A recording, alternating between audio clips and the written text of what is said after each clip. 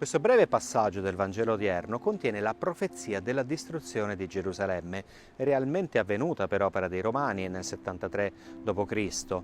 E attenzione, perché la distruzione di Gerusalemme non è la punizione di Dio, è la conseguenza diretta dell'aver rifiutato ciò che veramente porta la pace. Gerusalemme letteralmente significa città della pace, ma questa pace non è stata riconosciuta, non è stata accolta. Non ce la si può inventare. La pace degli uomini non è la stessa cosa della pace che viene da Dio. Gesù piange su Gerusalemme, dice: perché non hai riconosciuto il tempo in cui sei stata visitata. Lo ripeto, prendiamola veramente sul serio questa parola. Tante sono le occasioni della vita in cui ci arrivano persone, situazioni che ci fanno notare qualcosa che non va, un disallineamento tra ciò che viene da Dio e ciò che viene invece dalle nostre mani, dalle nostre opere.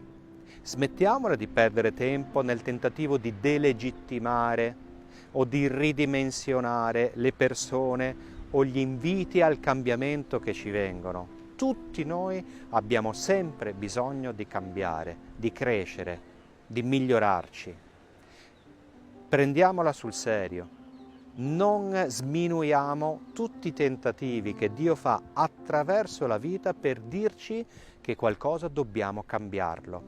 Facciamoci molta attenzione, perché non ascoltare questo invito non è che come conseguenza possibile ha un graffio, ma ha la distruzione.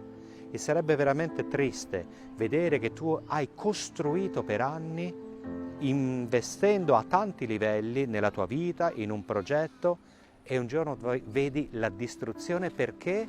Perché non sei stato capace, con umiltà, di cogliere quelle opportunità che ti venivano date per cambiare, per convertirti, per crescere.